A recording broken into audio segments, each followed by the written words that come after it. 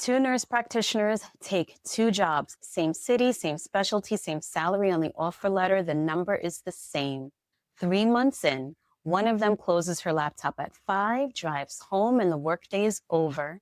The other one is charting at 9, catching up on the inbox on Saturday morning, and doing the math on whether she can make it at this place for another year. Same salary, two completely different lives. And the difference between those two jobs was sitting in plain sight before either one of them signed their contract. It just wasn't on the offer letter because the offer letter isn't where a job tells you what it's going to cost you. I'm Candace Elam. I'm a family nurse practitioner. I work full-time in primary care. I precept NP residents and NP students, and this is my work every week. This video is the map. It's the whole thing from start to finish, what to actually look for when you take an NP job. Every piece I name here, I've made a full video on, and they're all linked. Think of this video as the table of contents. I want you to start with this reframe because everything else depends on it. The offer letter is a summary of the compensation, a salary, a start date, a title, a line about how glad they are to have you join their team. That's it. It's a marketing document. It's designed to show you the one number that looks best.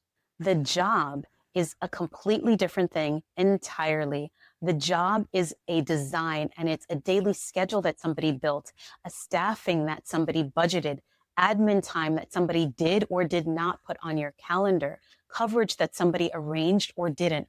All of that was decided before your interview was ever scheduled, and none of that shows up in the offer letter. So the skill is reading the job, not the offer. And you already have that skill. It's the same read that you do every day if you're a practicing nurse practitioner. A patient tells you the chief complaint, but you don't stop there. You take a history, you examine, you order the workup, and then you decide. The offer, the job offer, is the chief complaint, and this series gives you the workup. Here's the mechanism under all of it because it explains why this matters more for us than for most other workers. Nurse practitioners in primary care are almost always exempt salaried employees. The salary covers the role, however many hours that role turns out to take. There is no overtime that kicks in at hour 41.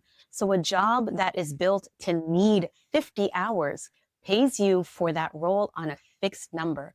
Every hour past the ones on your schedule is a real hour of your life that costs the employer nothing extra. That's why job design matters so much.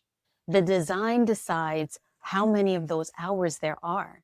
So here's what to look at. Number one, the seat that you're sitting in.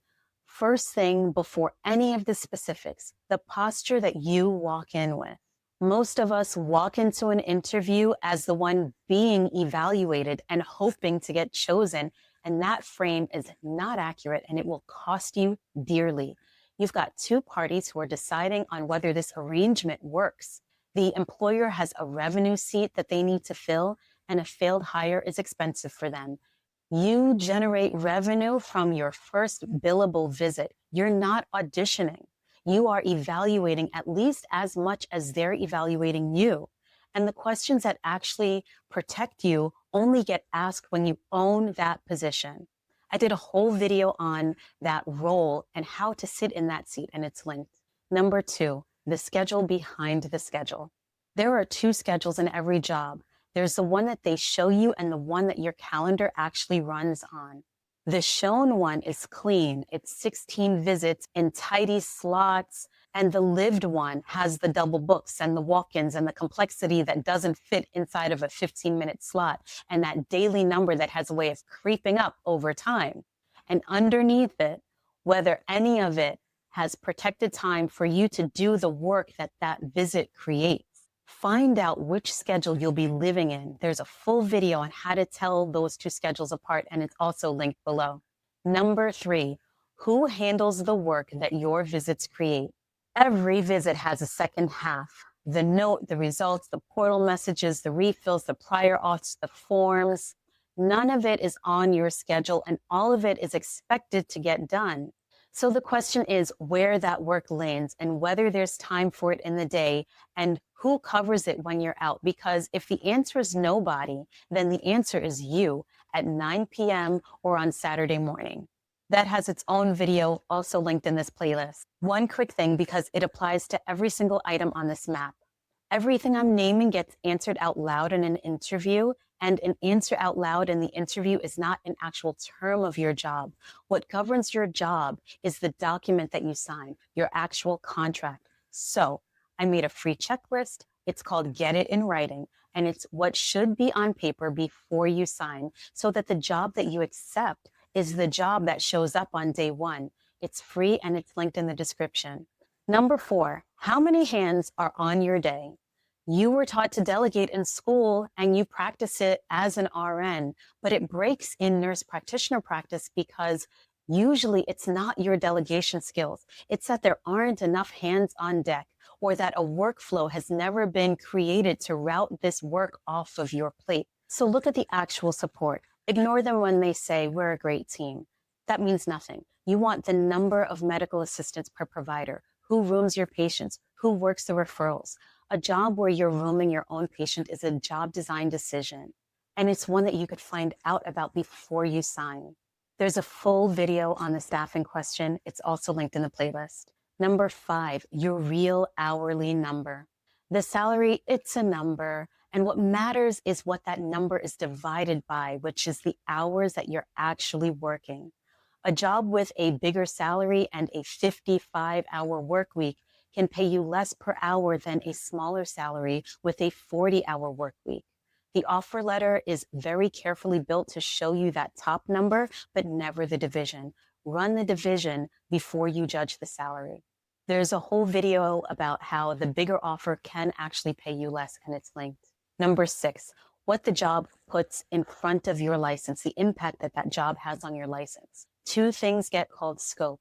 There's your scope of practice, which is set by your license, your state, your certification. And then there's a scope of your duties, which is set by your contract, and that can be written wide open. The second can run over the first. A service line that is added at month 5, a supervising agreement from somebody who you've never met and will never see. These things are knowable in advance, and your license is the one thing in this whole arrangement that follows you when you leave.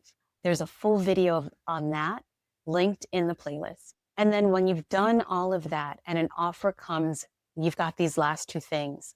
The offer letter is not the contract.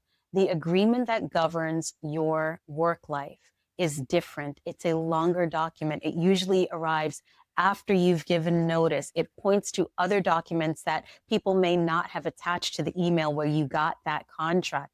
So ask by name before you decide anything.